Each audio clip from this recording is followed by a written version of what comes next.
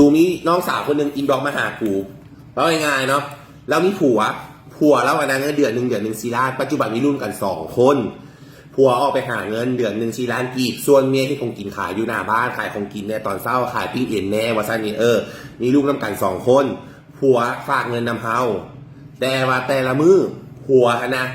เอาเงินนำเมียมือละ40,000ไปการเฮ็ดวันเรียกวันจันทร์หาวันเสาร์แสดงว่ามันมีอยู่24 มื้อ64มันตกไปเท่าไหร่เบอร์ตารางเด้อแล้วมีเงินค่าขนมลูกมื้อละ10,00030 มื้อ300,000ออกตลาดเขาออกเดือนหนึ่งออก4 เทื่อละ500,000กีบก็2 ล้านแล้วค่าน้ำค่าไฟไล่เฉลี่ยกันเดือนหนึ่ง400,000และฝากให้พ่อแม่ผัวเดือน1 ล้านกีบเก็บเงินมาน้ำกันผัวฝากเงินมาในเมีย2 ปีผัวแล้วถามว่าเงินส่วนตัวที่ค่อยฝากเจ้านะเก็บได้หลายสำไหนแล้วเมียหาดาบมีแหละมันสิพออย่างผัวโวยวายว่า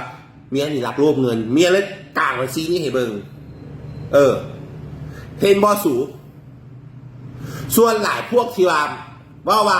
เงินเมียกูนี่กำเมิดคำว่ามึงสวยหรูขนาดนะคำว่ามึงสวยหรูคล้ายๆว่าซีนี่กูเฮ็ดเรียกมาแล้วกูเอาให้เมียเมิดแล้วมึงเคยถามว่าเมียใช้จ่ายอย่างแน่เงินเดือนผัว4 ล้านแต่ค่าใช้จ่ายเกี่ยวผัวไส้นะหรือว่าอยู่กินน้ำกันนี่นะมันตกอยู่4,660,000 กีบดีแต่ว่าเมียเฮ็ดปิ้งเองขายแล้วขายกินหน้าบ้านนำจึงมีเงินแน่ว่าซั่นเอง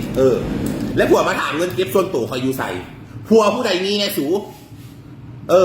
คำว่ามึงสวยหรูได้ปะผัวเนี่ย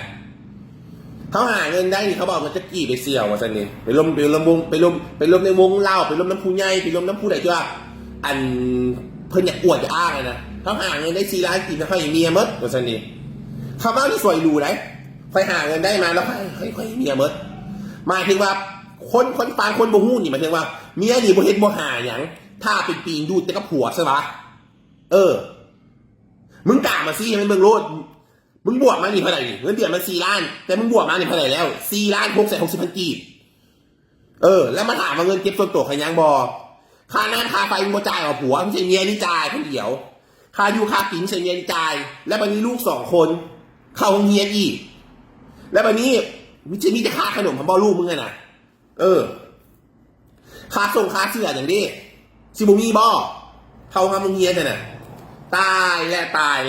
วนี่แหละคำว่าผัวสวยหรูค่อยหาเงินมาแล้วค่อยเอาไปกับเมียเหมือนกับฉันดีเอามาเบิ่งดูเงินมึงเท่าไหร่กลัวอีเมียหาเงินได้หลายกว่ามึงซะอีกขายของกินมันธรรมดาเด้อขายปิ้งเองนี่เด้อคำพูดในเฮ็ดแซ่บเผ็ดนัวน่ะพออยู่ได้นะจ๊ะ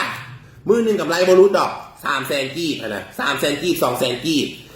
300,000มื้อละ300,000 10 มื้อ3 ล้าน3 4 12 ล้านหลายเงินผัวอีกฉะนั้นเป็นผัวแล้วมึงอยากผู้ใดสนใจลอตเตอรี่อย่าอุดหนุนซอยไอ้วุฒเนาะไอ้วุฒขายถูกงวดติดต่อมาที่เบอร์55002215ทางWhatsAppเลยเนาะคลิปนี้สนับสนุนโดยกาแฟและโกโก้พอใจบางคนถามตาแข็งทรงบอทรงสูตรกูจะย่างไงกูจะแตกกระป๋องกาแฟเอ้ยกูแล้วเมื่อเนาะกาแฟไปซอยกูจะแตกมาแล้วกองปลามันกูเห็นอย่างไรกองปลามันกูก็ใส่ลอตเตอรี่ให้สูงนี่แล้วก็ป้าตางขอกตางแข็งอย่างได้ลอตเตอรี่ตางกระปุกก็ใส่กองละชิ้นไหนกันแล้วก็ป้ากองกาแฟบุ้มกูใส่กองแก๊ส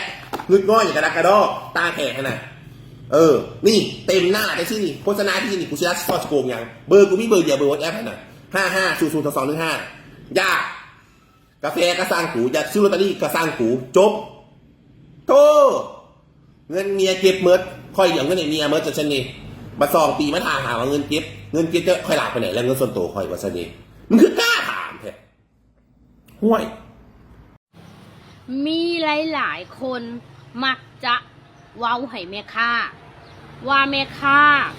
เป็นคนปันเลทเงินกันเองว่าแม่ค้าเป็นคนปรับเงินขึ้นเองป้าถ้าแม่ค้าปรับเงินได้เด้อแม่ค้าจะปรับลงแต่ว่าแม่ค้าน่ะมันปรับบ่ได้และก็บ่มีแม่ค้าผู้ใดอยากให้เลทเงินขึ้นแบบนี้บ่มีแม่ค้าผู้ใดอยากให้อัตราแลกเปลี่ยนมันสูงป่านนี้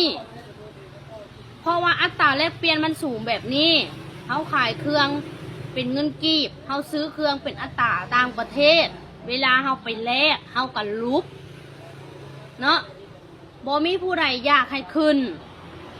บางเทื่อขายไปขายมา ต้นทุนจักอยู่ใสอย่าว่าพื้นกำไรเลยแห้งบ่เห็นขายไปนำขาดทุนไปนำสำหรับแม่ค้าเอาความจริงเลยบ่อยากให้เงินขึ้นเลยถ้าเป็นไปได้350,000แห้งดีบ่มีแม่ค้าผู้ใดว่าอยากให้เลทเงินขึ้นเลิกคิดได้แล้วว่าแม่ค้าเป็นคนปันเงินแต่ว่าเป็นอย่างเขาจำเป็นถ้าว่าเลทเงินมันขึ้นเขาเป็นอย่างคือซื้อเขามันจำเป็นต้องซื้อถ้าเขาบ่ไปซื้อเขาเขาจะเอาเงินอยู่ใส่ไปซื้อเครื่องมาแต่ต่างประเทศมาขายแล้วก็ทุกมือนี่น่ะเงินค่าราชการเงินเดือน2 ล้านค่าน้ำมันไปเหตุการณ์กับเบิดแล้วสำหรับพนักงานชาวขายสำหรับพนักงานข้าราชการบางเทื่อพนักงานกับท้อเพราะว่าอย่างเข้าเครื่องมันแพงอาหารการกินมันแพงขึ้นเงินเดือนละล้านเดือนละ2 ล้านถามแน่สิเอายังไปซื้อกินได้แต่ค่าน้ำมันไปเหตุการณ์แต่ละมือและเป็นอย่างคือยังเฮ็ดอยู่แต่มันได้เฮ็ดแล้วมันสิออกมันก็เสียดายเพราะว่าเขาเฮ็ดมานานแล้วจำเป็นต้องอยู่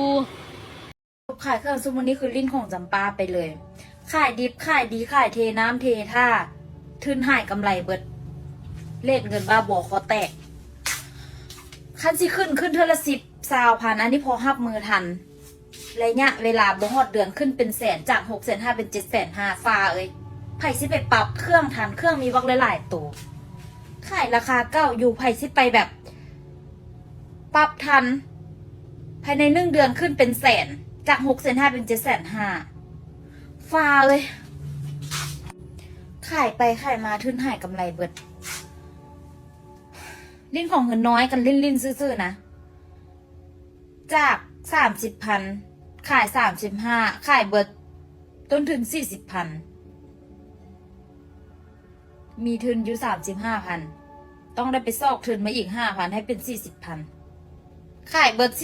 40,000มาขาย40,000ขายเบิดไป 50,000แล้วได้แบบนั้นแล้วสิหมุนอยู่สิแล้วระยะเวลาที่อันนั้นเราเอาอย่างมากิน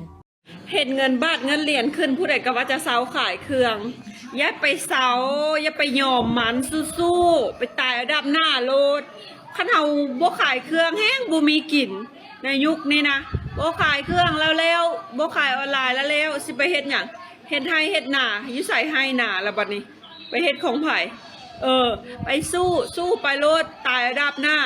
ถึงเงิน100นะ100 เหรียญนะมันจะขึ้น2 ล้าน7 3 ล้านก็สู้ไปขายไปโลดบางเดือนก็ขายจุบกันกับแอดก็มีเครื่องตีกลับนี่บ่ให้เว้าเลยเดือดร้อนหลายกับบ่ได้เฮ็ดหยังบ่ได้เนาะ